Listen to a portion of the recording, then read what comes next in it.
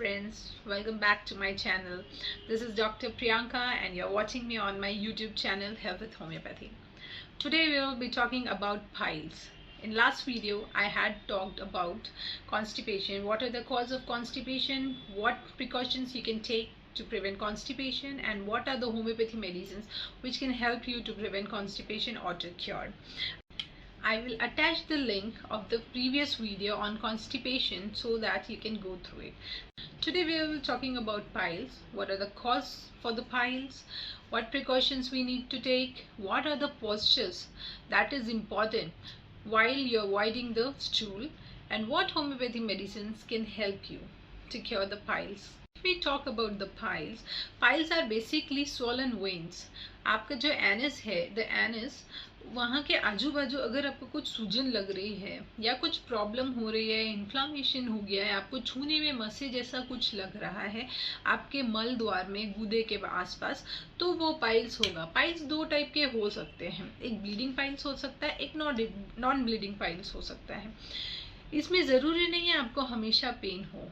कुछ पेशेंट्स में हमने देखा है कि उनको पेन होता है मलद्वार में, और कुछ पेशेंट्स को कोई तकलीफ नहीं होती है लेकिन ब्लीडिंग होती है या ब्लीडिंग भी नहीं होती है. जब बहुत लंबे समय से आप कॉन्स्टिपेशन से ग्रसित हैं तो आपको फाइनली पाइल्स होगा. कैसे हम देखेंगे? एनस, मलद्वार जो है, अगर उसको आप छुएंगे तो आपको गुच्छे जैसा या कुछ मसे जैसा आपको समझ में आएगा, वो आपका पाइल्स हो गया है. कई बार वो पेनफुल नहीं होगा, कई बार वो पेनफुल भी हो सकता है. अगर हम कॉज के बारे में बात करें तो लंबे समय से कॉन्स्टिपेशन या लंबे समय से डायरिया चल रहा हो, तो आपके बैठने का पोजीशन गलत होगा, तो भी आप बहुत ज़्यादा स्ट्रेन करेंगे, तब भी आप पाइल्स से ग्रसित हो सकते हैं. उसके अलावा कुछ खाने पीने में आपके लाइफस्टाइल, आपके डाइटरी हैबिट्स बहुत ज़्यादा खराब हैं, तब भी हो सकता है. और कभी कभी मेडिसिन के कारण भी पाइल्स हो सकते हैं. Piles are the results of swollen veins in the lower anus and rectum. They can cause tissue growth in and around the anus and can lead to significant discomfort. These growth can vary in size and location. Internal piles versus external piles. Internal piles occurs within the rectum and are usually not visible during the external examination. However, in some cases, an external pile may grow to protrude outside of the anus. The medical term for this is prolapsed hemorrhoid. We have grades for piles. 4-point scale. Grade 1. The growth does not cause symptoms and does not protrude out to the anus. Grade 2.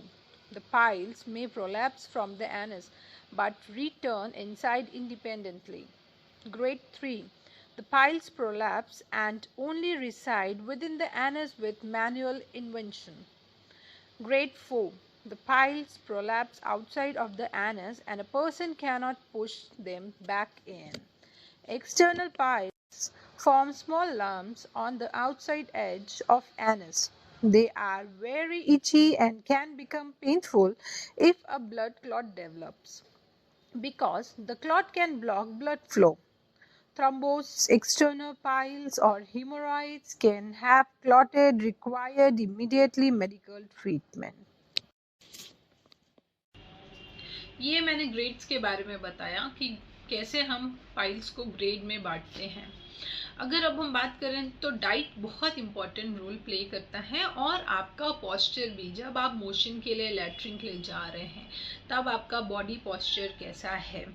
तो हम अभी Indian toilet बहुत कम use कर रहे हैं, ज़्यादा western toilet use हो रहा है. तो उसमें बैठने की पोजीशन क्या होनी चाहिए?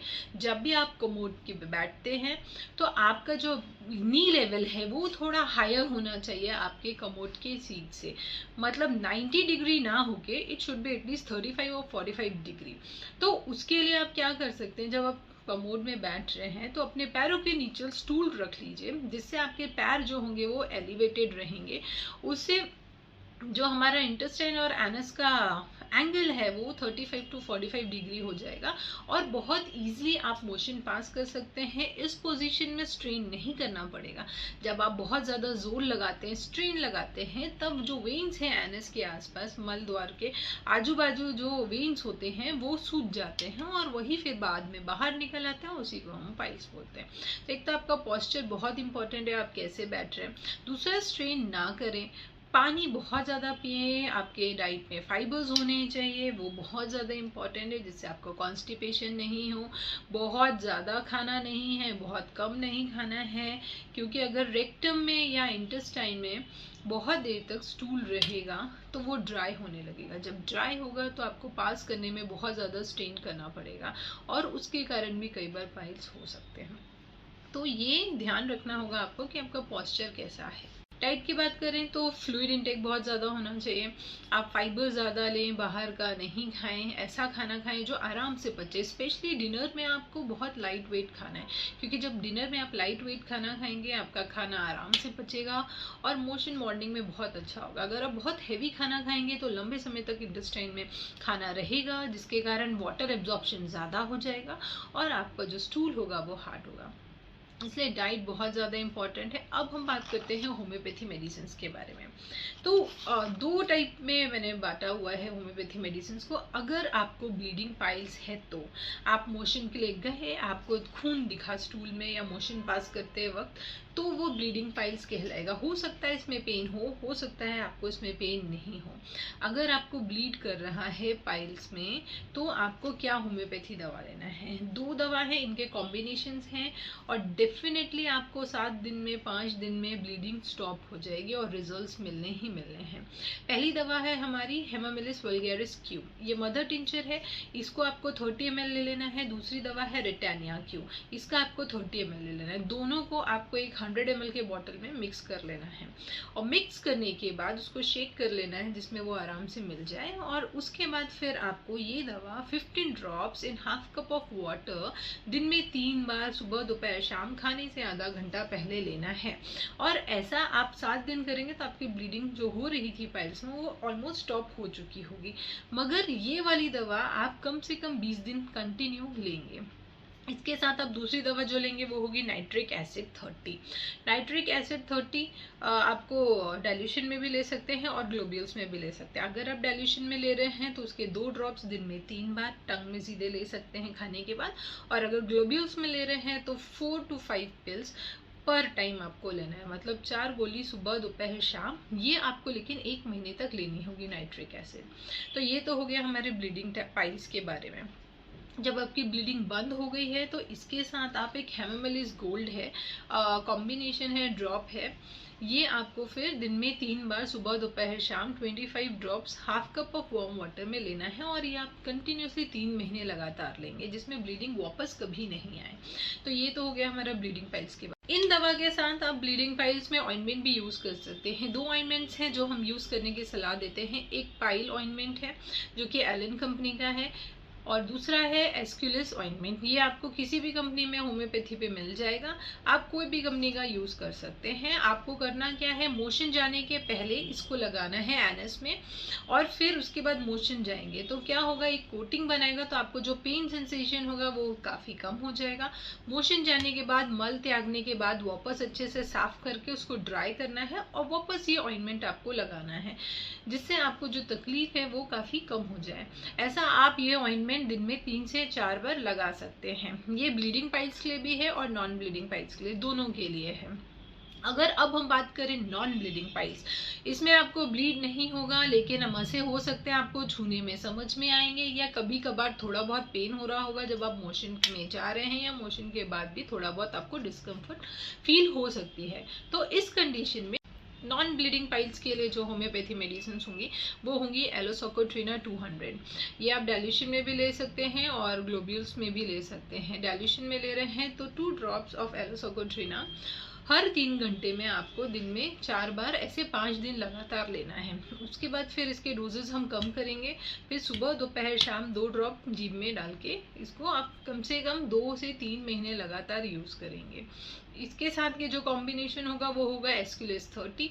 एस्क्यूलिस 30 डाइल्यूशन में यूज़ करेंगे आप सुबह दोपहर शाम जब तक आपके पाइल्स छूने से हट नहीं जाते तब तक आप यही वाली दवा को यूज करना है, खाना है। इसके साथ आपको बायो कॉम्बिनेशन 17 लेना है, 5 गोली बायो कॉम्बिनेशन का, आधे कप गर्म पानी में सुबह दोपहर शाम कम से कम 3 महीने लगातार आपको खाने के बाद लेना है।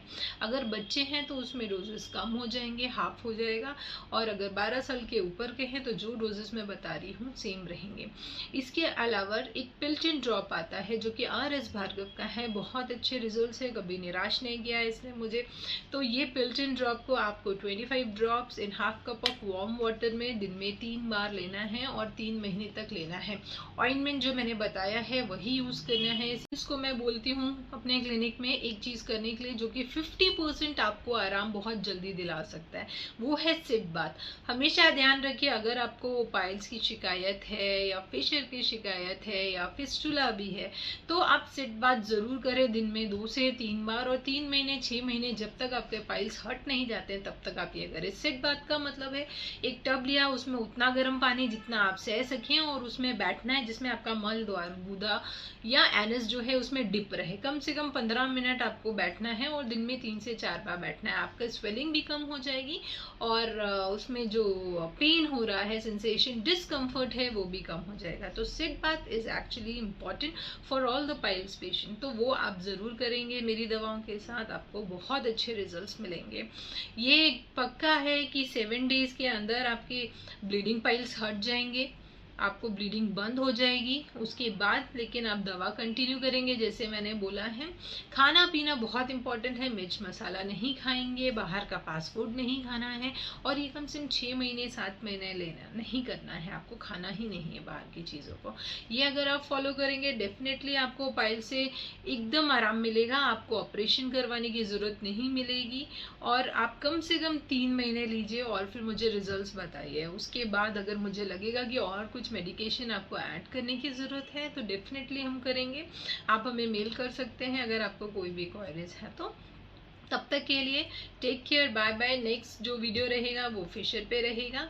आप अपना ख्याल, आशा यही है कि आज का वीडियो आपके लिए हेल्पफुल रहेगा। Please like, share, subscribe. घर के बाहर पानी रखना ना भूलें जिसमें पक्षी, पंछी, एनिमल्स ये भी पानी पी सके। गर्मी बहुत ज़्यादा है, अपना ख्याल रखिए और मिलते हैं हम फिर अगले सैटरडे को। तब तक के लिए टेक केयर।